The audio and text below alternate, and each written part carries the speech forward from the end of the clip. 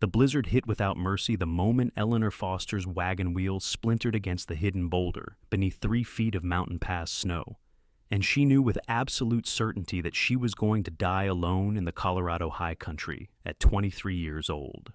The November wind of 1884 screamed through the San Juan Mountains like a living thing bent on destruction, whipping snow so thick she could barely see her terrified horses struggling in their traces. Eleanor had been traveling from Durango to meet her brother in Ouray, carrying everything she owned in the world after their parents' death from scarlet fever 6 months prior. Now, her only transportation lay crippled in a mountain pass with nightfall approaching, and the temperature dropping so fast her breath crystallized before her eyes. She climbed down from the driver's seat, her heavy wool coat already accumulating a thick layer of snow, and struggled through the drifts to examine the damage. The rear wheel had cracked clean through 2 spokes, tilting the wagon at a dangerous angle. Her hands shook as she tried to assess what could be done, but Eleanor knew nothing about wagon repair. She was a school teacher, raised in relative comfort in Denver, before her father's business failed and they moved to Durango's rougher territory. The practical skills of frontier survival had never been taught to her in the refined parlors of her youth. The horses whinnied in distress, stamping nervously as the storm intensified. Eleanor fought her way to their heads, speaking soothing words that were torn away by the wind. She had no idea where she was exactly, only that she was somewhere between the 2 towns with miles of treacherous mountain road in either direction. The snow was coming down so heavily now that the landscape had become a featureless white nightmare. Panic clawed at her throat as she realized the full extent of her predicament. Then through the howling storm, she heard something that made her heart leap. The sound of hoofbeats and a man's voice calling out. Eleanor turned, squinting through the driving snow, and saw a dark shape emerging from the white chaos. A rider on a massive horse appeared like a phantom, and as he drew closer, she could make out a tall figure wrapped in a heavy canvas duster, a wide-brimmed hat pulled low against the elements, and a bandana covering the lower half of his face. "You all right, miss?" the man shouted over the wind as he dismounted. His voice was deep and steady, holding none of the panic Eleanor felt coursing through her veins. "My wheel broke," she called back, gesturing helplessly at the wagon. "I do not know what to do." The stranger moved past her with confident strides, examining the damage with quick efficiency. Even through her fear, Eleanor noticed how he moved with the kind of easy competence that spoke of years spent in harsh conditions. He was tall, she realized, probably well over 6 feet, with broad shoulders that strained against his coat. "Name's Dalton Parker," he said, pulling the bandana down briefly to speak more clearly. She caught a glimpse of a strong jaw shadowed with dark stubble, before he covered his face again against the biting wind. "I've got a ranch about 2 miles down the mountain. Been riding the pass checking for travelers caught in this storm. You are lucky I found you when I did." "Eleanor Foster," she managed, her teeth chattering. "I was heading to Ouray to meet my brother." Dalton shook his head firmly. "You will not make it to Ouray tonight, not in this storm and not with that wheel. The temperature's dropping fast and this blizzard is only getting worse. I need to stabilize your wagon enough to keep it from tipping. Then we need to get you and these horses down the mountain before we all freeze to death." He moved with remarkable speed despite the storm, pulling tools and rope from his saddlebags. Eleanor watched as he worked to shore up the broken wheel, using a sturdy branch he cut from a nearby pine and lashing it to the damaged spokes with practiced movements. His hands were sure and steady even in the brutal cold, working without hesitation. She tried to help where she could, holding pieces in place when he instructed, but mostly she felt useless and in the way. "The wheel will not hold for long," Dalton said after 20 minutes of intense work, his breath coming hard from the effort. "But it should support the wagon enough to get us down to safer ground if we go slow and careful. The real problem is this storm. Visibility is almost zero, and the pass gets narrow up ahead. One wrong step, and we could go right over the edge." Eleanor's stomach clenched with fear at his words, but she nodded. "What do you need me to do?" "Get back in the wagon and keep the reins steady. Do not try to drive, just hold them and keep your horses calm. I am going to lead them on foot, slow and careful. My horse will follow behind. You stay alert, and if I shout for you to stop, you pull back on those reins immediately. Understood?" "Yes," Eleanor said, climbing back onto the driver's seat with shaking legs. The temporary repair had leveled the wagon somewhat, but she could feel how unstable it remained. Every shift of weight made her stomach drop. Dalton moved to the front of her team, taking hold of the lead horse's bridle. "Easy now, boy," he said in that same calm voice, stroking the animal's nose. The horse settled slightly under his touch, responding to the confidence in his handling. "We are going to take this nice and slow." They began moving at a crawl, Dalton walking backward through the deepening snow so he could watch both the horses and the wagon simultaneously. Eleanor gripped the reins so tightly her knuckles went white beneath her gloves. The wind battered them mercilessly, and the cold was so intense it felt like knives slicing through every layer of clothing. She could barely see Dalton through the snow, despite him being only a few feet ahead. The journey down the mountain pass became a waking nightmare of white blindness and bone-deep cold. Eleanor lost all sense of time as they crept forward, foot by agonizing foot. Several times the wagon lurched sickeningly as the broken wheel caught on rocks or dips in the road, and her heart would stop until Dalton's steady voice called out reassurance. He never wavered, never showed fear or frustration, just kept them moving with patient determination. "How much farther?" she finally called out, when her hands had gone so numb she could barely feel the reins. "Half-mile, maybe," Dalton shouted back. "The worst of the pass is behind us. Road widens from here." Eleanor wanted to weep with relief, but her eyes were so cold she doubted she could produce tears. Her whole body shook with violent shivers now, and she knew she was approaching dangerous levels of cold exposure. She focused on staying conscious and keeping her seat, trusting this stranger completely because she had no other choice. True to his word, the road did begin to widen, and the slope became less steep. Eleanor could see slightly more now as they descended below the worst of the storm, though snow still fell heavily. Through the curtain of white, she began to make out shapes: a wooden fence line, a large barn, and then the welcoming sight of a ranch house with lamplight glowing in the windows. "Almost there," Dalton called, and she heard the relief in his voice for the first time. "Just a little farther." He guided them into a large barn, and the sudden absence of wind felt like stepping into paradise.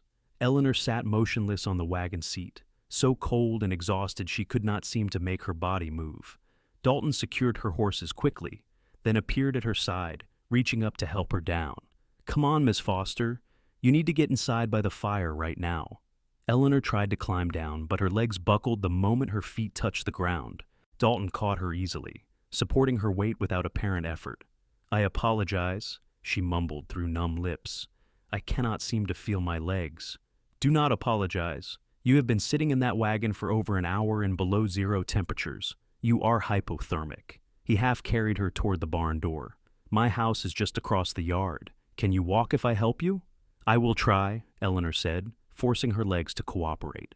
Together they made their way through the snow to the ranch house. Dalton kicked the door open and brought her into a large main room dominated by a stone fireplace where a healthy fire crackled. The warmth hit Eleanor like a physical force, and she gasped. "Let's sit here," Dalton said, guiding her to a chair close to the fire. "I need to get your wet things off before the cold does permanent damage." He knelt before her and began unlacing her boots with quick, efficient movements. "Do you have any numbness in your fingers or toes that feels like burning?" "Everything feels like burning," Eleanor admitted, wincing as sensation began returning to her extremities with painful intensity. "That is actually a good sign," Dalton said, pulling off her boots and then her wet stockings, without any hint of impropriety in his manner. He was focused and clinical, treating her like a patient needing care rather than a woman in a state of undress. "Means you still have circulation. Frostbite feels different, more like pins and needles, or complete numbness." He wrapped her feet in a thick wool blanket, then stood and removed her soaked coat. Eleanor sat shivering violently by the fire, while Dalton moved around the room with practiced efficiency. He brought more blankets, wrapping her in layers of wool. He hung her wet coat and boots near the fire to dry. He put a kettle on to boil over the flames. Through it all, he kept up a steady stream of calm instructions and reassurances that helped Eleanor focus on something other than her misery. "I am going back to see to the horses properly," Dalton said, once he had her settled. "Will you be all right for a few minutes?" "Yes," Eleanor said, though her voice shook. "Thank you. You saved my life out there." Dalton paused at the door, and for the first time she got a clear look at his face as he pushed back his hat and unwound his bandana. He was younger than she had assumed, probably only 27 or 28, with dark hair and striking blue eyes that held a quiet intensity. His features were strong and weathered, marked by years of outdoor work, but handsome in a rugged way that made her breath catch for reasons having nothing to do with the cold. "Any decent person would have done the same," he said simply, then disappeared back into the storm. Eleanor sat alone in the warm room, slowly coming back to life as the feeling returned to her extremities. She looked around with curiosity, taking in her surroundings now that she was not in immediate danger of death.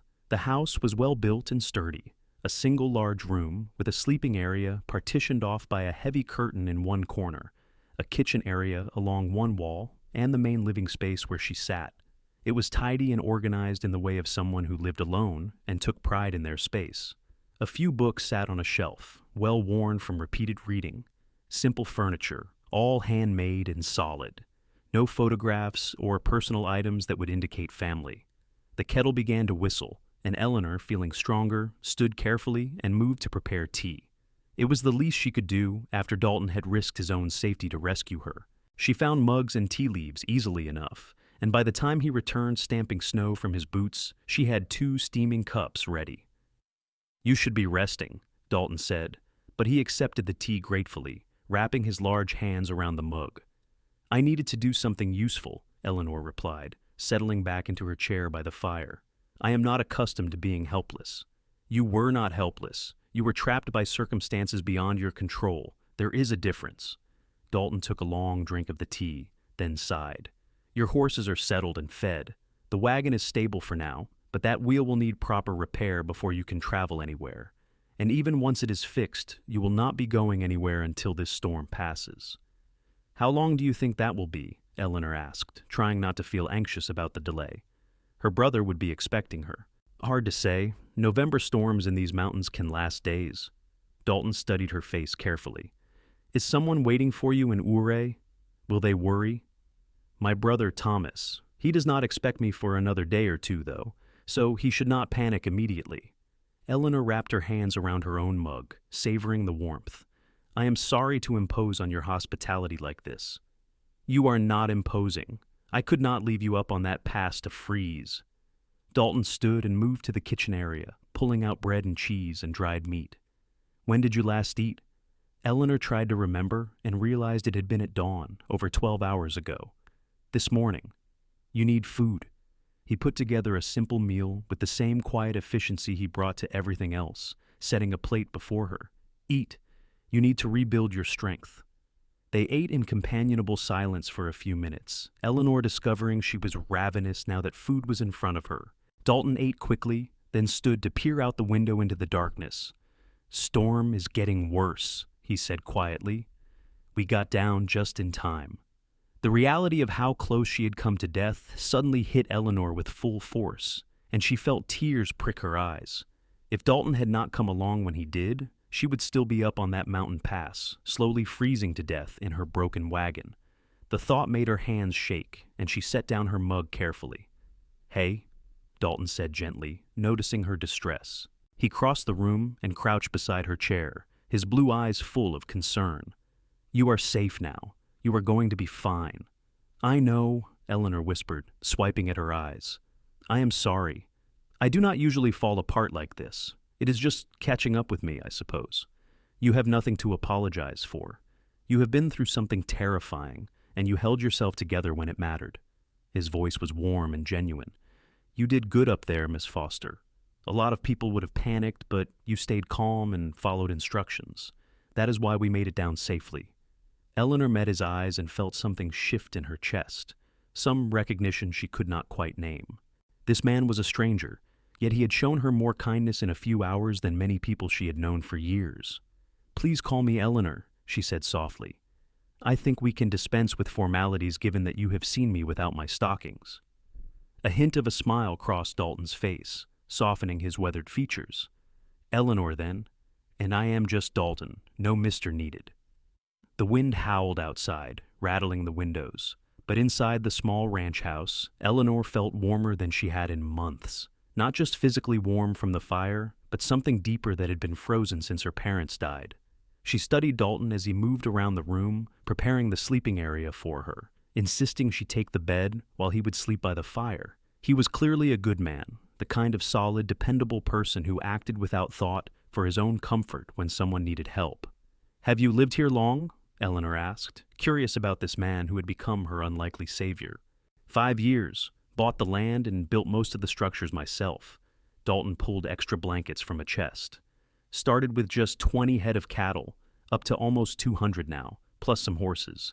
It is not much, but it is mine. There was pride in his voice, and Eleanor understood it. In 1884, Colorado, owning your own land and building something from nothing was a real achievement, especially for someone who appeared to be doing it alone. "That is impressive. Do you run the ranch by yourself?" "Mostly. I hire a couple of hands during spring branding and fall roundup, but day to day it is just me." He glanced at her. "I prefer it that way, if I'm being honest. Grew up in a crowded orphanage in St. Louis. When I got out here and discovered space and silence, I realized it was what I had been craving my whole life." The simple honesty of his words touched Eleanor. "I understand that feeling. Denver was always too crowded, too noisy for me. I loved it when we moved to Durango, even though it was because my father's business had failed. The mountains felt like coming home in a way the city never had." "What brings you to Ouray?" Dalton asked, settling into a chair across from her with easy grace for such a large man. "My brother found work in the mines there. After our parents died, there was nothing left for either of us in Durango, so Thomas went ahead to establish himself, and I stayed to settle their affairs and sell what little we had left." Eleanor stared into the fire, watching the flames dance. "I am supposed to find work as a teacher in Ouray, if they need one. If not, I am not sure what I will do." "You will find something," Dalton said with quiet confidence. "Ouray is growing fast. They always need teachers for the children." They talked for another hour, swapping stories of their lives with the easy comfort of two people who had been through something intense together. Eleanor learned that Dalton was 28, had been on his own since he was 14, and had worked as a ranch hand all over Colorado before saving enough to buy his own land. He was self-educated, teaching himself to read from an old Bible in the orphanage and continuing to collect books whenever he could afford them. He was soft-spoken but thoughtful, choosing his words carefully when he did speak. For his part, Dalton learned that Eleanor was 23, had been teaching since she was 18, and had a deep love of literature and history that made her eyes light up when she discussed them. She spoke of her parents with obvious grief, but also with warmth, clearly having been loved and having loved them in return. She was brave and intelligent, refusing to give in to self-pity despite the difficult circumstances she found herself in. Eventually, exhaustion caught up with Eleanor, and she could barely keep her eyes open. Dalton noticed immediately and stood, gesturing to the curtained sleeping area. "You need to rest. Tomorrow I will work on repairing your wagon, and we will see where the storm stands." "What about you?" Eleanor protested. "I cannot take your bed. I have slept on floors and in haylofts and under stars my whole life. Sleeping by a warm fire in my own house is luxury compared to most of my nights." He gently but firmly guided her toward the bed. "Please, do not argue. You need real rest after what you have been through." Too tired to protest further, Eleanor slipped behind the curtain and removed her dress, laying it carefully aside to continue drying. She climbed into Dalton's bed, wearing only her chemise and drawers, burrowing under the heavy quilts. The bed smelled like him, a clean scent of leather and wood smoke, and something distinctly masculine that made her feel safe. Within minutes, she was fast asleep. Eleanor woke to the sound of someone moving quietly around the main room. Dawn light filtered through the windows, revealing that the storm had finally stopped. She could hear Dalton building up the fire, trying not to make noise. She lay still for a moment, processing everything that had happened. By all rights, she should be dead, frozen on a mountain pass. Instead, she was warm and safe, rescued by a stranger who had asked nothing in return. She dressed quickly and emerged from behind the curtain to find Dalton already preparing breakfast. He looked up with a slight smile that transformed his normally serious face. "Morning. How are you feeling?" "Much better," Eleanor said honestly. "Sore and tired, but alive, thanks to you. The storm broke about an hour ago. Snow stopped around dawn." Dalton handed her a cup of coffee. "But we got nearly 2 feet of accumulation, and the temperature is still well below freezing. The pass will be impassable for days, even after the snow stops completely." Eleanor absorbed this information, trying not to feel trapped. "How long do you think before I can continue to Ouray?" At least 3 or 4 days, maybe more. The road needs time to be cleared and packed down by traffic before it is safe for wagons. Dalton studied her carefully. I know being stuck here with a stranger is not ideal, but I promise you are safe. I will sleep in the barn if it would make you more comfortable. No, Eleanor said quickly. Please do not do that. You will freeze. I trust you. And surprisingly, she realized it was true. There was something fundamentally decent about Dalton Parker, a quality of steadiness that put her at ease despite the unusual situation. They shared breakfast, and then Dalton bundled up to go tend to the animals and assess the damage from the storm. Eleanor insisted on helping despite his protests, and together they made their way through the deep snow to the barn. Her horses whinnied in greeting, and she took comfort in seeing them well cared for and content. Dalton examined her wagon in the daylight, running his hands over the broken wheel with a critical eye. I can fix this, he said finally. I have spare wood and tools. It will take me most of the day, but I can make it solid again. How much will you charge for the repair? Eleanor asked, mentally calculating her limited funds. Dalton looked at her with surprise. Charge? I am not going to charge you anything.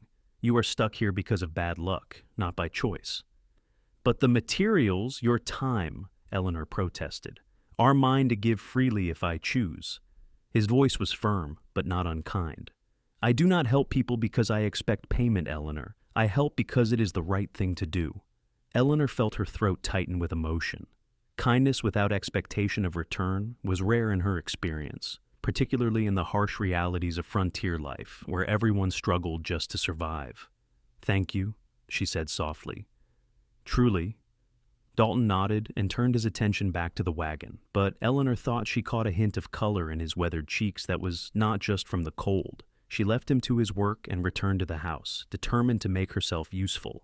If he would not accept money, she could at least earn her keep in other ways. She spent the morning cleaning and cooking, preparing a proper midday meal from his well-stocked pantry. It felt good to be busy, to be doing something productive instead of just accepting charity. She also needed something to occupy her mind, because she kept finding her thoughts drifting to Dalton in ways that both excited and alarmed her. He was handsome, certainly in that rough-hewn way of men shaped by hard work and harsh elements. But it was more than that. It was the quiet competence he brought to everything he did, the way he never wasted words but made each one count, the unexpected gentleness in his work roughened hands when he had cared for her the night before. Eleanor had not been particularly interested in men before, focused as she was on her teaching and then on surviving after her parents' deaths. But Dalton Parker was awakening something in her she had not known existed. She was drawn from her thoughts by the sound of the door opening. Dalton stamped snow from his boots, his face reddened from hours in the cold. Wheel is fixed and solid, he announced. Your wagon is ready to travel whenever the road opens up. Already? Eleanor asked in surprise. I thought you said it would take all day. Went faster than I expected. Dalton shrugged out of his coat, and Eleanor noticed his knuckles were scraped and bleeding from the work. Without thinking, she crossed to him and took his hands in hers. You are hurt, she said with concern, examining the damage. It is nothing, Dalton said, but he did not pull his hands away. Just part of the work. Sit down, Eleanor ordered, gently pushing him toward a chair. Let me tend to these properly. She gathered clean cloth and warm water, then knelt before him to clean his scraped knuckles. She could feel his eyes on her as she worked, gentle and thorough. The position was intimate, kneeling between his knees with his hands in hers, but it felt natural somehow. You do not need to fuss, Dalton said quietly, but there was no real protest in his voice. You fussed over me last night when I was half frozen, Eleanor countered, carefully wrapping his worst knuckle with clean cloth. Turnabout is fair play. She looked up and found his blue eyes fixed on her with an intensity that made her breath catch. They stayed frozen like that for a long moment, something unspoken passing between them. Dalton broke the contact first, clearing his throat and gently pulling his hands back. Something smells good, he said, his voice rougher than usual. I made stew, Eleanor said, standing perhaps a bit too quickly. It should be ready.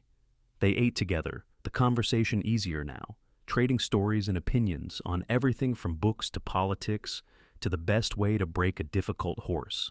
Eleanor was surprised by how well-read Dalton was, despite his limited formal education, and how thoughtfully he considered different viewpoints. He listened more than he talked, but when he did speak, it was always worth hearing. After the meal, Dalton insisted on cleaning up since Eleanor had done the cooking. She settled by the fire with one of his books, a worn copy of Shakespeare's sonnets, and read while he worked. The domestic comfort of the scene struck her powerfully. It felt like something married people might do, sharing space and tasks with easy familiarity.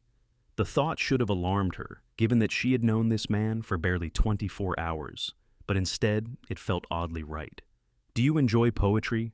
Dalton asked, noticing what she was reading. "Very much, Shakespeare especially. There is something about the way he captures emotion in words that always moves me." Eleanor ran her fingers over the page. "Do you?" "I do, though I do not always understand it the way someone with formal education would." Dalton came to sit across from her, his own book in hand. "I just know what moves me and what does not." "That is the best way to approach poetry," Eleanor said warmly, feeling it rather than analyzing it to death. She glanced at his book. "What are you reading?" "A History of the Roman Empire. I have always been fascinated by how civilizations rise and fall." He smiled slightly. "Probably seems odd for a cattle rancher to care about ancient history." "Not at all. I think it makes you interesting." The words came out more warmly than Eleanor intended, and she felt color rise to her cheeks. They spent the afternoon reading and talking, occasionally looking up to share a passage or an observation. Snow began falling again around mid-afternoon, not the violent blizzard of the previous day, but a steady accumulation that confirmed they would not be going anywhere soon. Eleanor knew she should feel anxious or trapped, but instead, she felt peaceful in a way she had not experienced in a very long time. As evening approached, Dalton went back out to tend the animals and Eleanor prepared dinner. She was beginning to learn the rhythms of his household, where he kept things and how he liked them organized. It felt presumptuous to settle in so comfortably, yet he had shown no sign of minding her presence. If anything, he seemed to enjoy having company. That night, they talked longer, sitting by the fire as the wind picked up outside. Dalton told her about the loneliness of ranch life, the way days could go by without seeing another soul. Eleanor shared her own loneliness after her parents died, how she had felt utterly adrift without their anchor. They discovered a shared love of the mountains, a shared belief that hard work and honesty mattered more than social standing or wealth, a shared hunger for knowledge and beauty, even in the midst of difficult circumstances. "I am glad I found you on that pass," Dalton said quietly as the fire burned low. "Not just because you needed help, but because it has been good having you here. This house feels less empty with someone else in it." Eleanor's heart beat faster at his words. "I am glad you found me too, and not just because you saved my life, though that is certainly reason enough." She met his eyes across the firelight. "You are a good man, Dalton Parker. Better than you probably know." He held her gaze for a long moment, something vulnerable and hopeful flickering in his blue eyes. Then he stood abruptly, breaking the spell. "You should get some rest. Morning comes early on a ranch." Eleanor recognized the retreat for what it was and did not push, though disappointment curled in her stomach. She bid him good night and slipped behind the curtain, but sleep was long in coming. She lay in his bed, wrapped in his scent, and admitted to herself what was becoming increasingly obvious. She was developing feelings for Dalton Parker, deep and fast and probably unwise given that they had only just met. But she could not seem to stop it, any more than she could stop the snow from falling outside. The next 2 days fell into a comfortable pattern. Dalton worked around the ranch while Eleanor kept house, cooked, and gradually mended or improved small things that had been neglected in a bachelor household. They talked for hours each evening, their conversations ranging from profound to silly, learning each other's thoughts and dreams and fears. The attraction between them grew more obvious with each passing hour, manifesting in lingering glances and accidental touches that sent electricity through Eleanor's entire body. On the third morning, Eleanor woke to find the sun shining brightly through the windows and the sound of voices outside. She dressed quickly and emerged to find Dalton talking with another man on horseback, a lean, weathered cowboy who looked to be in his 50s. "Morning, miss," the stranger said, tipping his hat. "Name is Pete Collins. I run the ranch about 5 miles east of here." "Eleanor Foster," she replied, stepping out onto the porch despite the cold. "I was just telling Dalton here that the pass is clearing," Pete said. "Freight wagon's been going through since yesterday, packing the snow down nice. Should be safe for lighter travel by tomorrow if the weather holds." Eleanor felt her stomach drop. Tomorrow. She could leave tomorrow. She should be relieved, eager even, to continue her journey and reach her brother. Instead, she felt only a hollow sense of loss at the thought of leaving Dalton's ranch. "That is good news," Dalton said, his voice carefully neutral. "Eleanor has been trying to get to Ouray to meet her brother." "Well, you should be able to make it now," Pete said cheerfully. "Road is in good shape considering. You folks have a good day." He rode off with a wave, leaving Eleanor and Dalton standing in awkward silence. "I suppose I should prepare to leave in the morning," Eleanor said quietly, not looking at him. "I suppose so," Dalton agreed, his voice flat. "I will check your wagon over one more time, make sure everything is secure for the trip." They went through the motions of the day, but the easy comfort between them had been replaced by a tense awareness of their limited time. Eleanor tried to focus on practical matters, sorting through her belongings in the wagon and making a list of what she would need for the final leg of her journey. But her mind kept drifting to Dalton, to the way he smiled when he thought she was not looking, to the warmth in his eyes when they talked, to the gentleness in his rough hands. That evening, neither of them could pretend to read or make conversation. They sat by the fire in silence, the unspoken words hanging heavy between them. Finally, Dalton spoke. "I do not want you to go." The words came out raw and honest, stripped of any pretense. "I know I have no right to say that. You have a life waiting for you in Ouray, family who needs you. But these past few days with you here have been the best I can remember in years, and the thought of you leaving tomorrow is like a knife in my chest." Eleanor's breath caught. "Dalton, let me finish," he said, turning to face her fully. "I know this is fast. I know we barely know each other. But I also know that I have never met anyone who fits into my life the way you do, who makes me want things I thought I had given up on. I am not good with words like you are, but what I feel for you is real and powerful, and I needed to tell you before you left, even if it changes nothing." Eleanor felt tears prick her eyes. "It changes everything," she whispered, "because I feel the same way. I have been trying to tell myself it is just gratitude or the intensity of the situation, but that is not true. You make me feel safe and seen and understood in ways I never have before. The thought of leaving here, of leaving you, breaks my heart." Dalton crossed the space between them in 2 long strides, dropping to his knees before her chair, just as she had knelt before him days ago. He took her hands in his, those strong, capable hands that had saved her life, and fixed her wagon and touched her with such unexpected gentleness. "Then do not go. Or go, meet your brother, and come back. Or let me come with you. I do not care how we work it out, Eleanor, but I cannot let you walk out of my life without fighting for this." "My brother," Eleanor said, her mind racing. "I have to let Thomas know I'm all right. He will be expecting me." "Then we go to Ouray together," Dalton said firmly. "We tell your brother what happened and we figure it out from there. But please, give this thing between us a chance to grow. Give us a chance." Eleanor slid from the chair to kneel with him, bringing them face to face. She reached up to cup his weathered cheek, feeling the scratch of stubble against her palm. "Yes," she said simply. "Yes to all of it." Dalton let out a breath he seemed to have been holding for days and pulled her into his arms. Eleanor went willingly, wrapping herself around him and burying her face in his neck. They held each other tightly, 2 lonely people who had found unexpected connection in the aftermath of a storm. When they finally pulled back, Dalton cupped her face in his hands and looked at her with such tenderness it made Eleanor's heart ache. "I am going to kiss you now, if that is all right." "Please," Eleanor breathed, and then his lips were on hers, warm and sure and perfect. The kiss started gentle, almost tentative, but quickly deepened as months and years of loneliness fell away. Eleanor tangled her fingers in his dark hair and kissed him back with everything she felt, pouring her heart into the connection between them. When they finally broke apart, both breathing hard, Dalton rested his forehead against hers. "I think I started falling in love with you the moment I saw you standing in that blizzard, refusing to panic, even though you had every right to be terrified. I think I started falling for you when you wrapped my feet in blankets and made me tea without a single hint of impropriety. Like my comfort and safety were the only things that mattered," Eleanor replied, stroking his face. "You are a remarkable man, Dalton Parker. And you are an extraordinary woman, Eleanor Foster." He kissed her again, softer this time, but no less meaningful. "Come to bed with me, not for anything improper," he added quickly. I just want to hold you through the night without a curtain between us." Eleanor nodded, and together they made their way to the sleeping area. They lay down fully clothed on top of the quilts, wrapped in each other's arms, trading kisses and whispered words until exhaustion finally claimed them. For the first time since arriving at the ranch, Eleanor slept without nightmares, safe and warm in Dalton's embrace.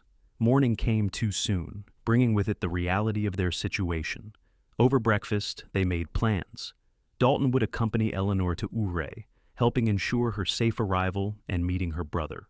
Once Thomas knew she was all right, and they had discussed her situation, they would determine the next steps. Eleanor might still need to find work in Ouray if her brother could not support her, or she might return to Dalton's ranch if that seemed right. They were courting now, officially and intentionally, giving their feelings the time and space to develop properly. They hitched up Eleanor's horses and loaded her belongings, Dalton checking and rechecking everything to ensure the wagon was sound. His own horse was tied to the back, ready for the journey. The morning was clear and cold but beautiful, the sun making the snow-covered landscape sparkle like diamonds. As they prepared to leave, Eleanor paused and looked back at the ranch house. In just a few days it had become precious to her, a place of safety and warmth and unexpected love. "I will be back," she said softly. "No matter what happens in Ouray, I will come back to you." Dalton pulled her close and kissed her temple. "I will be waiting, and if you decide you want to stay in Ouray, then I will come to you. We will make this work, Eleanor. I promise you that." The journey to Ouray took most of the day, traveling slowly over the packed snow. They talked the entire way, planning and dreaming and learning even more about each other. Dalton pointed out landmarks and shared stories about the area, clearly deeply connected to this mountain country that had become his home. Eleanor talked about her hopes to continue teaching, her love of helping children learn and grow, and how satisfying it was to make a difference in young lives. As they descended into the valley, where Ouray sat nestled among towering peaks, Eleanor felt a mixture of excitement and anxiety. She was eager to see Thomas and reassure him of her safety, but nervous about how he would react to her unexpected escort and the relationship developing between her and Dalton. Her brother could be protective to the point of being overbearing, particularly after their parents' deaths, when he had taken his role as man of the family very seriously. Ouray in 1884 was a bustling mining town, its main street lined with businesses catering to the miners who flooded the area seeking silver fortunes. Dalton guided the wagon toward the boarding house where Thomas had indicated he was staying in his last letter. They found it easily enough, a neat establishment run by a stern-looking widow. "I will wait here with the wagon," Dalton said as Eleanor prepared to go inside. "You should talk to your brother alone first." Eleanor squeezed his hand gratefully and climbed down, making her way up the steps to knock on the boarding house door. The widow answered, looked her over with shrewd eyes, and called up the stairs for Thomas Foster. Within moments, Eleanor's brother appeared, his face lighting up with relief when he saw her. "Ellie, thank God, I was starting to worry." Thomas pulled her into a fierce hug. He was 25, tall and lean, with their father's sandy hair and serious demeanor. "I expected you 2 days ago. What happened?" Eleanor took a deep breath. "Let me tell you the whole story. Is there somewhere we can talk privately?" Thomas led her to his small rented room and listened with increasing alarm as Eleanor related the story of the broken wagon, the blizzard, and Dalton's rescue. She was carefully honest, leaving nothing out, but also making it clear that Dalton had been nothing but honorable in his treatment of her. "And where is this Mr. Parker now?" Thomas asked when she finished, his voice tight with an emotion Eleanor could not quite identify. "Outside with my wagon. He escorted me here to ensure my safe arrival." Eleanor took her brother's hand. "Thomas, I know this is unusual and sudden, but Dalton is a good man. The best I have ever met, if I am being honest. We have begun a courtship, and I wanted you to know." Thomas was quiet for a long moment, studying his sister's face. Finally, he sighed. "I can see it in your eyes, Ellie. You care for him." "I do. Very much." "Then I suppose I need to meet this cowboy who swept my sister off her feet in a snowstorm." Thomas stood, offering her his arm. "Come on, let us go talk to him." They descended the stairs together and stepped out into the cold afternoon.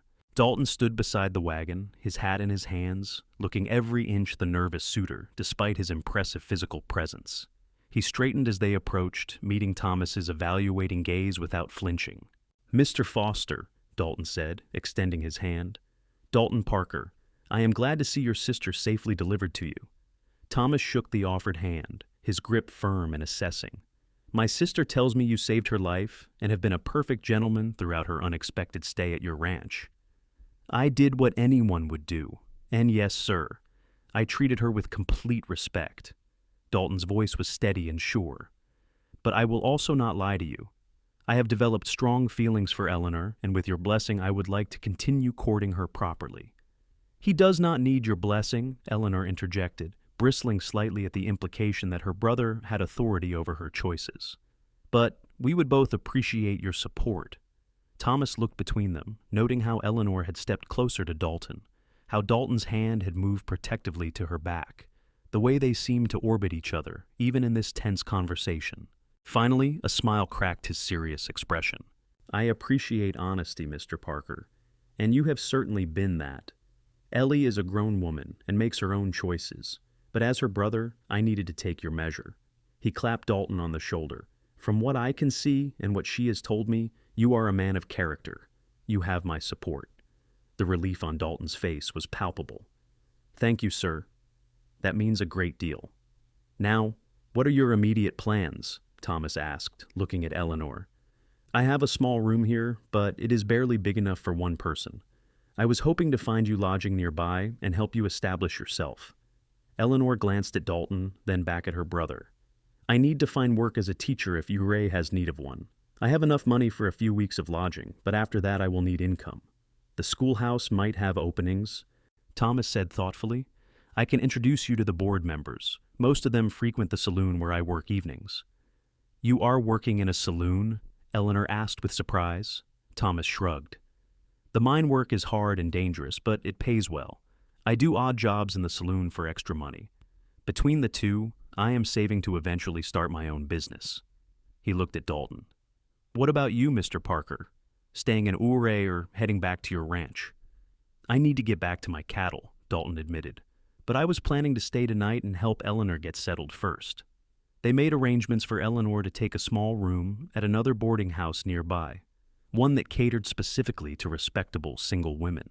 Dalton insisted on paying the first week's rent despite Eleanor's protests, and Thomas did not object to this gesture.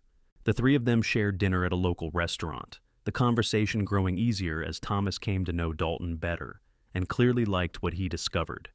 "You are welcome at my ranch anytime," Dalton told Thomas as the meal concluded. "I could use an extra hand during roundup if you're interested in work outside the mines."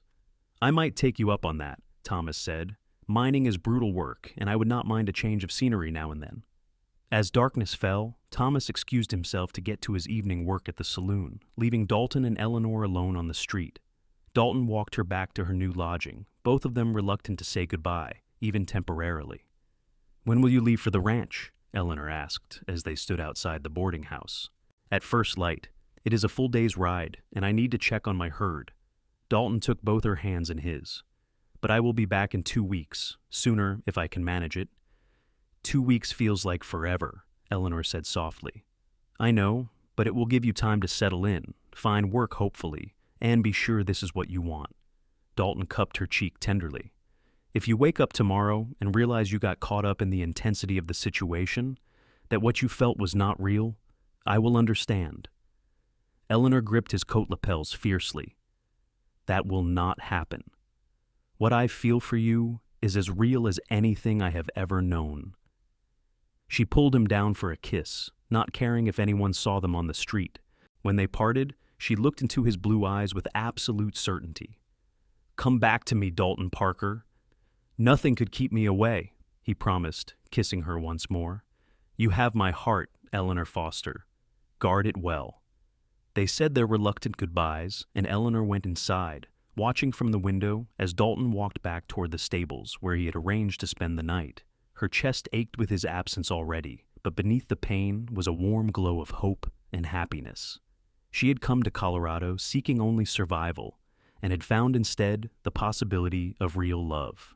The next 2 weeks passed in a blur of activity for Eleanor. She met with the Uri School Board and was hired immediately to teach the youngest students, a position that came with a small but adequate salary. She moved her belongings from the boarding house to a tiny room attached to the schoolhouse itself, meant for the teachers' use.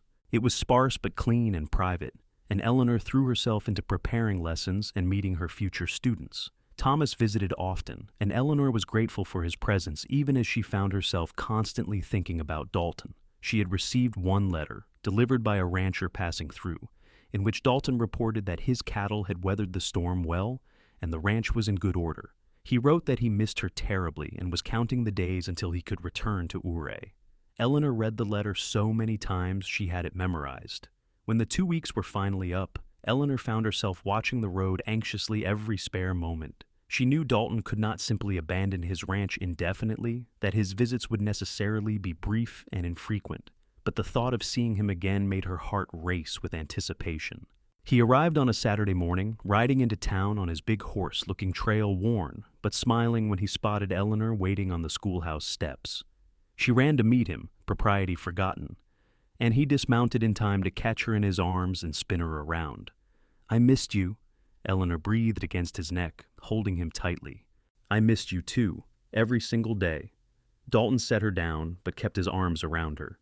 "How has everything been? Did you get the teaching position?" "I did. I start officially on Monday, but I have been preparing all week."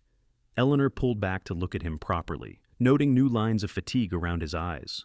"How was the ride? You look tired." "I am fine, just eager to see you." He kissed her thoroughly, not caring that they were in the middle of town where anyone could see. "I can stay 3 days this time. I have a friend watching the ranch, but I cannot leave him alone longer than that." 3 days was not much, but Eleanor was determined to make the most of them. She introduced Dalton to the townspeople she had met, took him through the schoolhouse to show him where she would be working, and spent every possible moment in his company. Thomas joined them for meals, clearly happy to see his sister so content, and Dalton made efforts to deepen his friendship with Eleanor's brother. On Dalton's last evening before returning to his ranch, he and Eleanor walked along the river that ran through Uri, enjoying the cool air and the relative privacy. They had been talking about everything and nothing when Dalton suddenly stopped and turned to face her. "I know we have not been courting long," he said, taking both her hands, "and I know the circumstances of how we met were unusual. But, Eleanor, I need you to know that what I feel for you has only grown stronger in these weeks apart. You are constantly in my thoughts. When I am working on the ranch, I imagine what it would be like if you were there with me. When I read at night, I wish you were sitting beside me to discuss the passages. Everything feels incomplete without you." Eleanor's heart was pounding. "I feel the same way. Teaching is wonderful, but every day I think about your ranch and how peaceful it felt there. I miss the quiet and the mountains and you, especially you." "Then come back with me." Dalton said it simply, directly. "Not to live in sin, but as my wife if you will have me. I know I am not educated like you, and I do not have much to offer except a ranch that barely supports one person. But I will work hard every day to make you happy and give you the life you deserve. Marry me, Eleanor, please." Tears spilled down Eleanor's cheeks as she nodded emphatically. "Yes, yes, of course I will marry you." Dalton let out a whoop of joy and picked her up, spinning her around just as he had that morning. When he set her down, he kissed her with such passion and happiness that Eleanor felt dizzy with it. They held each other close, laughing and crying and making plans. "I need to finish out my teaching contract," Eleanor said practically, though her heart wanted to leave immediately. "I committed to the full year, and I cannot abandon my students partway through. That would not be fair to them or to the school board who trusted me." "I understand," Dalton said, though disappointment flickered in his eyes. "When does the term end?" "End of May, 6 more months."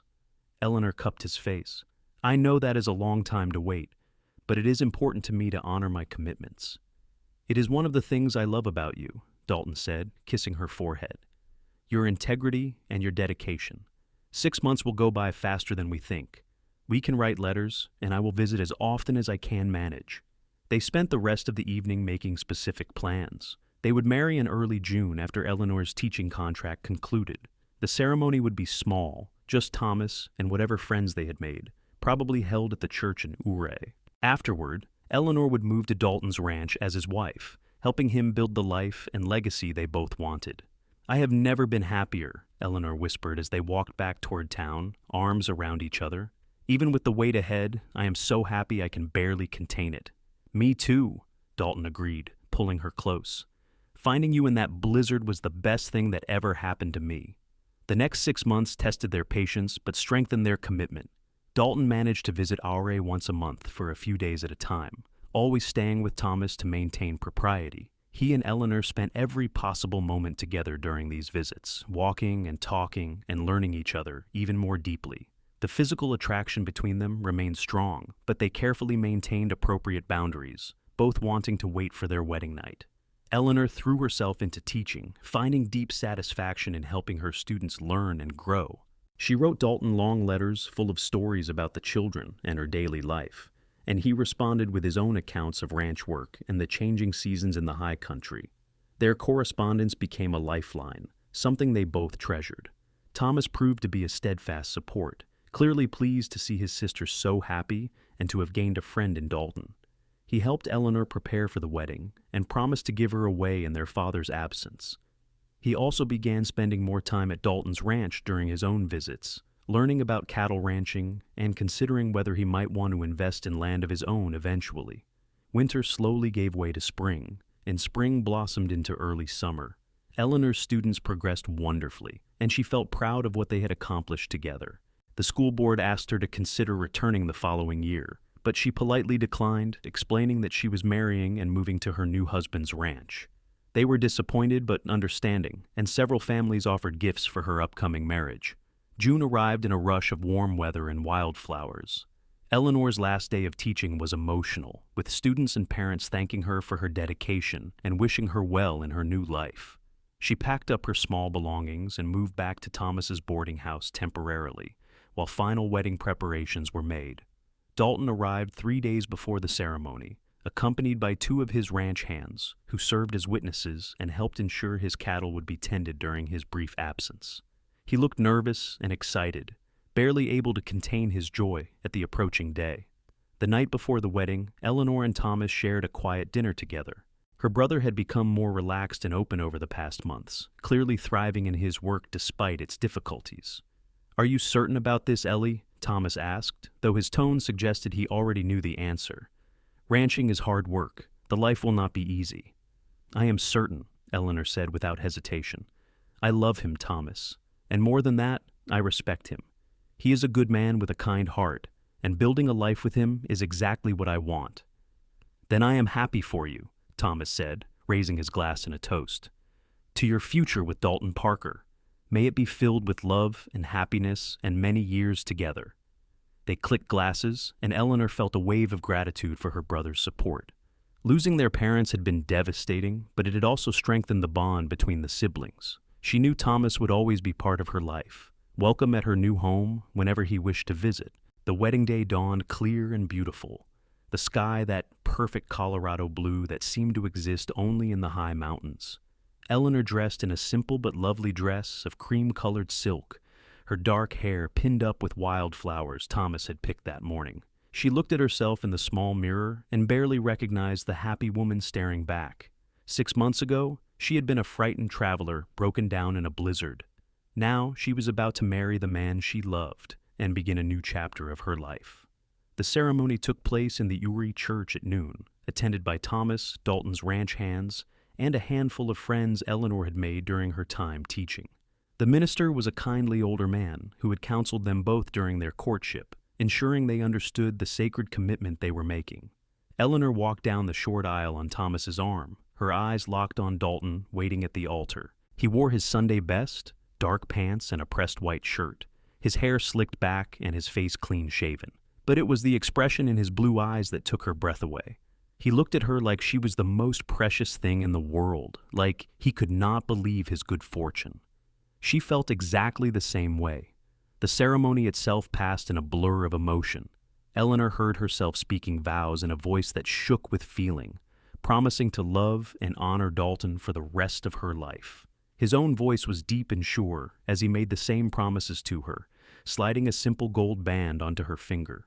When the minister pronounced them husband and wife, Dalton kissed her with such tenderness and joy that Eleanor felt tears slip down her cheeks. They celebrated with a small reception at the local hotel, sharing food and drink and laughter with their guests. Thomas gave a heartfelt speech about his sister's happiness and his new brother's good character. Dalton's ranch hands shared embarrassing stories about their boss that had everyone laughing.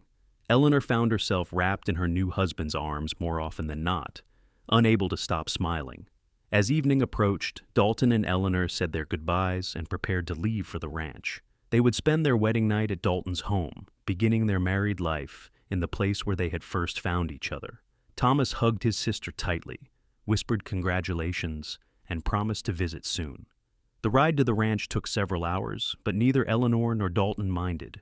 They talked and laughed and occasionally stopped to kiss, giddy with happiness and the knowledge that they had the rest of their lives together. The mountain landscape was beautiful in the fading light, and Eleanor felt a deep sense of coming home as they approached the familiar buildings.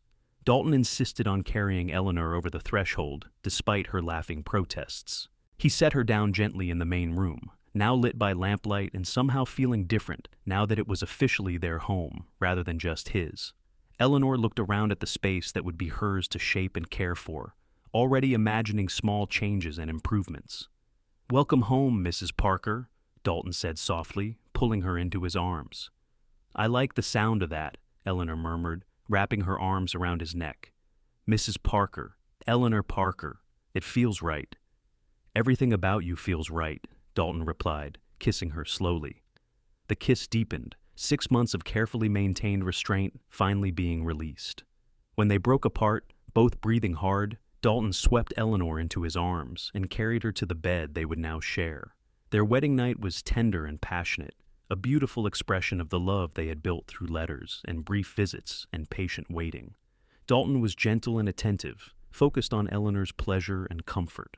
Eleanor gave herself fully to her husband, marveling at the intimacy and connection between them. They loved each other thoroughly and then lay tangled together, talking in whispers and making promises about their future. Life settled into new rhythms as Eleanor adapted to being a rancher's wife. The work was indeed hard, as Thomas had warned, but Eleanor found satisfaction in it. She learned to cook for ranch hands during busy seasons, to tend a large garden, to help with basic animal care when needed. She also brought her own touches to their home, adding curtains and improving organization, and creating a cozy space that felt like a true haven.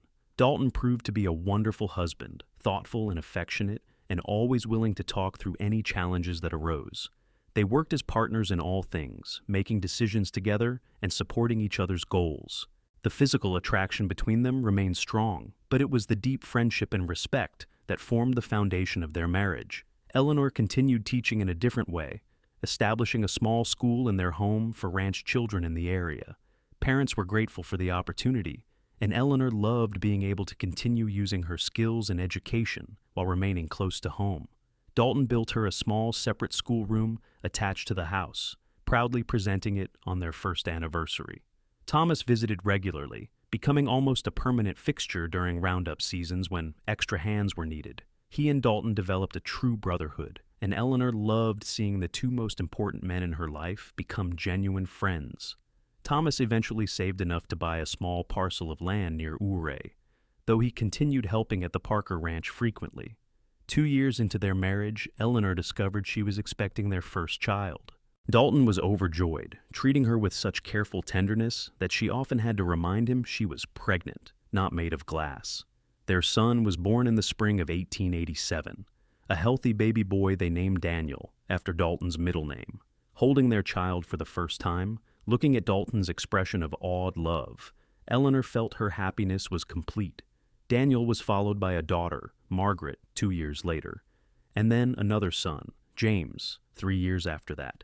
The Parker Ranch house rang with the sound of children's laughter and the organized chaos of family life.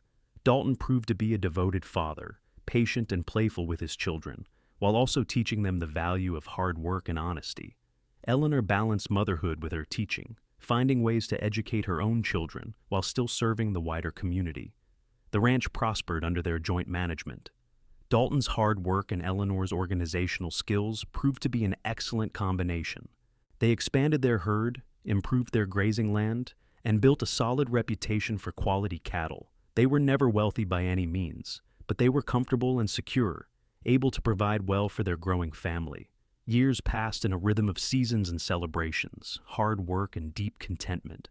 Eleanor never forgot that everything she had could be traced back to that November day in 1884 when her wagon broke in the mountain pass snow. The storm that had seemed like disaster had instead been the beginning of her greatest blessing. On a cool evening in the fall of 1897, Eleanor and Dalton sat on their porch watching the sunset paint the mountains in shades of gold and purple. Their children were inside doing homework and chores, their voices drifting out through the open windows. 13 years of marriage had weathered them both, adding lines to their faces and silver to their hair, but the love between them had only deepened.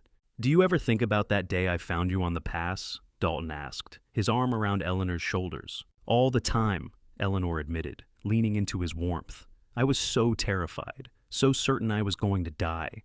And then you appeared like some kind of guardian angel and saved my life." "You saved mine too, in a different way," Dalton said quietly. "I did not even know how lonely I was until you arrived and filled all the empty spaces. You gave me a home, not just a house, a family, not just existence. Everything good in my life started the moment I rode into that storm to check for travelers." Eleanor turned to kiss him, the gesture as natural and necessary as breathing after years of marriage. "I love you, Dalton Parker, more today than the day we married, and I will love you more tomorrow than today. And I love you, Eleanor Parker. You were the best thing that ever happened to me, and I thank God for that broken wagon wheel every single day." They sat together in comfortable silence as darkness fell, content in each other's presence and grateful for the life they had built. Inside, their children laughed at something, the sound carrying warmth into the evening air. The cattle lowed softly in the distance, settling for the night. The mountains stood eternal and solid around them, the same peaks that had nearly claimed Eleanor's life, and instead had given her everything she ever wanted. Thomas visited 2 days later, arriving for Sunday dinner, as he often did now that he had sold his Aure land and bought a bigger spread closer to the Parker ranch. He had married a few years back himself, a widow with 2 young children who he had come to love deeply. The extended family gathered around Eleanor's large dining table, sharing food and stories and laughter. "To family," Thomas said, raising his glass, "and to the storm that brought us all together." "To the storm," everyone echoed, and Eleanor caught Dalton's eye across the table. He smiled at her with such love and contentment that her heart squeezed with joy. Later that night, after their guests had left and their children were asleep, Eleanor and Dalton prepared for bed in the comfortable routine of long marriage. As Eleanor brushed out her hair, Dalton came up behind her and wrapped his arms around her waist, meeting her eyes in the mirror. "Happy?" he asked simply. "Incredibly," Eleanor replied, covering his hands with hers. "Are you?" "More than I ever imagined possible." Dalton kissed her temple, then her cheek, then her neck. "Thank you for saying yes in that first conversation when I asked you to give us a chance. Thank you for waiting through 6 months of separation. Thank you for building this life with me." Eleanor turned in his arms to face him properly. "Thank you for riding out into the blizzard when you could have stayed safe and warm at home. Thank you for fixing my wagon when you could have simply offered me shelter. Thank you for seeing something in me worth fighting for, and then doing exactly that." They made love that night with the practiced intimacy of longtime partners who still desired each other deeply.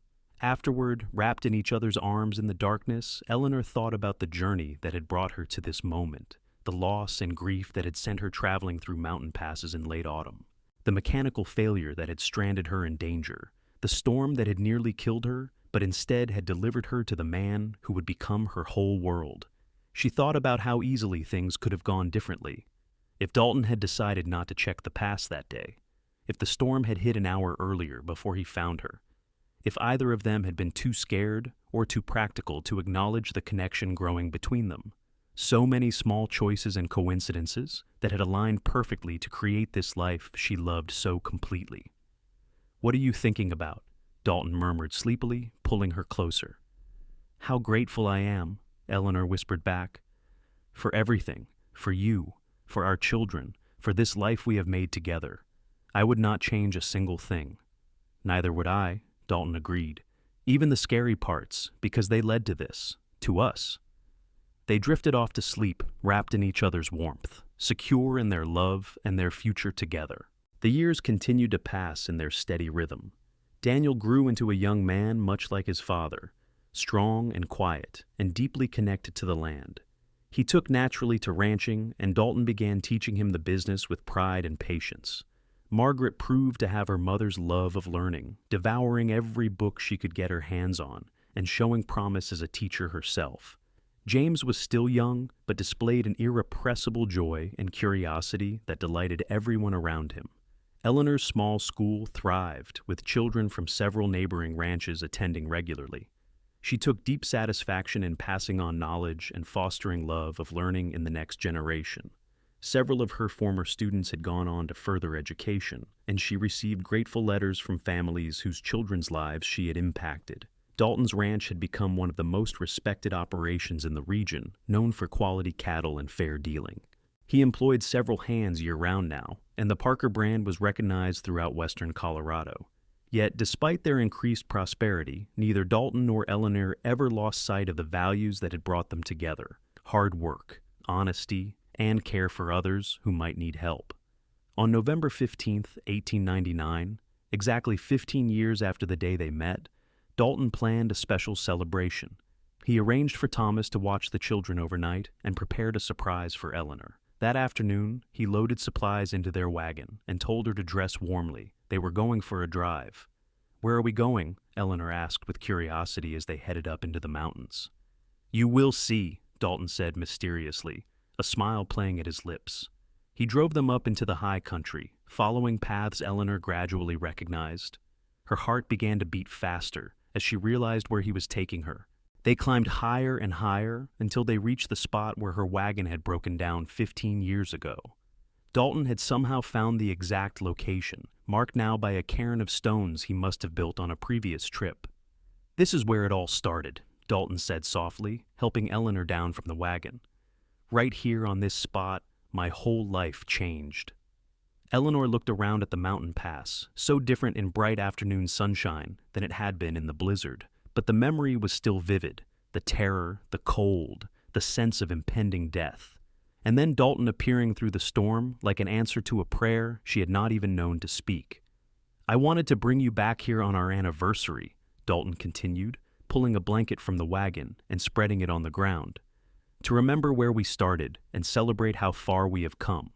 They sat together on the blanket, bundled against the November cold, but comfortable in their layers. Dalton had brought food and hot coffee, and they shared a meal while watching the sun begin its descent toward the western peaks. 15 years, Eleanor marveled.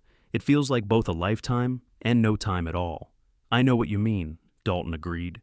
"Sometimes I look at our children and cannot believe they exist, that we created these whole human beings together. Other times, I remember the day we met so clearly it might as well have been yesterday." "Do you ever wonder what would have happened if you had not found me that day?" Eleanor asked quietly. "Every time I think about it, I thank God that I did," Dalton replied. "Because the alternative is unthinkable. A world without you in it, without our children, without this life we built. I cannot even imagine it." Eleanor leaned against him, overwhelmed with emotion. "I love you so much, Dalton, more than I have words to express." "I love you too, Eleanor. You are my heart, my home, my everything." He pulled a small package from his coat pocket and handed it to her. "I got you something for our anniversary." Eleanor unwrapped the package to find a beautiful leather-bound journal, her initials embossed on the cover in gold. "Oh, Dalton, it is beautiful. I thought you might want to write down our story," he explained, "for our children and grandchildren someday, so they know how we met and what we built together. You are the writer in the family. I want you to tell it properly." Eleanor felt tears slip down her cheeks as she hugged the journal to her chest. I will write it all down, every moment, so they understand that love can come from the most unexpected places." They stayed on the mountain pass until the sun set, talking about their memories and their hopes for the future. As darkness began to fall, Dalton built a small fire, and they sat beside it, just as they had sat beside the fire in his ranch house that first night 15 years ago. The circularity of the moment was not lost on either of them. "We should head home before it gets fully dark," Dalton said eventually, though he sounded reluctant. "Not yet," Eleanor said, grabbing his hand. "Just a few more minutes. I want to remember this." So, they sat together on their anniversary in the exact spot where their story had begun, watching stars emerge in the darkening sky. The November wind was cold but not dangerous this time, just crisp and clean with the scent of pine and snow. The mountains rose around them, ancient and protective, the same mountains that had tested them and ultimately brought them together. Finally, they packed up their things and began the drive back down to the ranch. As they descended, Eleanor thought about the woman she had been 15 years ago, frightened, grieving, uncertain of her future. That woman could never have imagined the life she would build, the love she would find, the family she would create. Sometimes the greatest blessings come disguised as disasters, and the worst moments of our lives lead directly to the best. Back at the ranch, their children greeted them with excited questions about their mysterious trip. Eleanor and Dalton shared the story of their anniversary celebration, and Margaret immediately begged her mother to tell the story of how they met. Eleanor obliged, with Dalton adding details here and there, and all three children listened with rapt attention, even though they had heard the story many times before. "So the broken wagon was actually a good thing?" James asked when the story concluded. "The best thing," Eleanor confirmed, reaching over to take Dalton's hand, "because it led me to your father." "That is really romantic," Margaret sighed happily. "It is also a lesson," Daniel added thoughtfully. "Bad things can turn into good things if you make the right choices."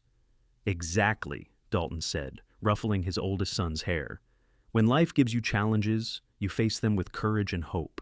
You never know what good might come from difficulty." That night, after the children were asleep, Eleanor sat at the kitchen table and opened her new journal. She stared at the blank first page for a long moment, then picked up her pen and began to write. Her wagon broke in mountain pass snow. The cowboy fixed it in the storm and led her down to safety slow.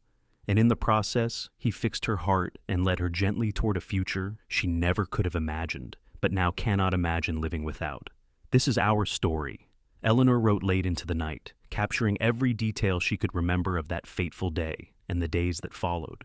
She wrote about fear and rescue, about unexpected connection and growing love, about patience and faith and the building of a life together. She filled page after page, her hand cramping but her heart full, wanting to preserve it all for future generations. When she finally set down her pen in the early morning hours, Dalton appeared from the bedroom wrapped in a blanket. "Come to bed," he said gently. "You can write more tomorrow." Eleanor stood and let him wrap the blanket around her too, cocooning them together as he led her to their room. They climbed into bed and curled together in the familiar way of longtime partners, fitting perfectly into each other's curves and angles. "I started writing our story," Eleanor murmured sleepily. "Good," Dalton replied, kissing her hair. "It deserves to be remembered and told. I am going to write it all down. Every moment of falling in love with you, building this life, raising our children. All of it." "We are not done yet," Dalton pointed out. "There is still more story to write." "I know," Eleanor said, smiling against his chest, "and I cannot wait to see what happens next." More years passed, rich with continued blessings and the inevitable challenges that come with any life fully lived. There were hard winters that tested their resilience, cattle prices that fluctuated and stressed their finances, illnesses that frightened them and required all their strength to overcome. But through it all, Eleanor and Dalton faced everything together, their bond growing stronger with each obstacle they conquered.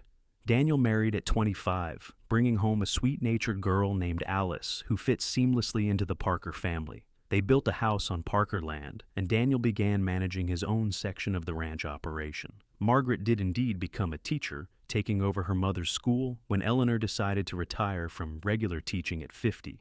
And James, true to his adventurous nature, spent several years traveling before returning home to join the family business with renewed appreciation for the land and life his parents had built. Grandchildren began arriving, filling the ranch with new energy and joy. Eleanor loved being a grandmother, watching Dalton interact with the next generation, with the same patient love he had shown their own children. They spent Sunday afternoons with the whole extended family gathered around their table, multiple generations sharing food and stories and laughter. Thomas remained a constant presence until his death at 71, mourned deeply by everyone who knew him. Eleanor grieved her brother, but took comfort in knowing he had lived a full and happy life, surrounded by love until the very end. At his funeral, she spoke about how he had given her away at her wedding and supported her through every phase of her life. She missed him terribly but felt grateful for all the years they had shared. Eleanor and Dalton grew old together, their bodies slowing but their minds and spirits remaining sharp. They still sat on their porch most evenings, hands clasped, watching sunsets and talking about their day. The view never grew old, nor did the comfort of each other's presence. They had built something lasting and good, a legacy that would continue long after they were gone. On a crisp autumn morning in 1924, 40 years after that fateful blizzard brought them together, Dalton passed away peacefully in his sleep at 72 years old. He simply did not wake up, slipping from life to death so gently that Eleanor almost envied the ease of his transition. She mourned him with a grief that was profound but not bitter. They had been given 4 decades together, more happiness than many people experienced in twice that time. She had been blessed beyond measure. Eleanor lived for another 8 years, surrounded by her children and grandchildren and even great-grandchildren. She finished writing the story of her life with Dalton, filling multiple journals that became treasured family heirlooms. She told anyone who would listen about the cowboy who had saved her in a snowstorm and ended up saving her in every way a person can be saved. When Eleanor Foster Parker died peacefully at 80 years old in 1932, her family buried her beside Dalton on the ranch they had built together. The view from their graves looked out over the mountains where they had met, a fitting final resting place for 2 people whose love story had begun in those high peaks. Their oldest grandson, named Dalton after his grandfather, inherited the ranch and continued the Parker legacy. He had read his grandmother's journals many times and understood the responsibility of carrying forward what his grandparents had created. The ranch continued to prosper, passing down through generations, always remembered as being built on a foundation of love and resilience. The story of Eleanor and Dalton Parker became family legend, told and retold with each generation. The cairn of stones marking the spot where they met was maintained and eventually marked with a plaque telling their story. It became a place where family members went to remember their ancestors and the remarkable love that had started everything. Her wagon broke in mountain pass snow. The cowboy fixed it in the storm and led her down to safety slow.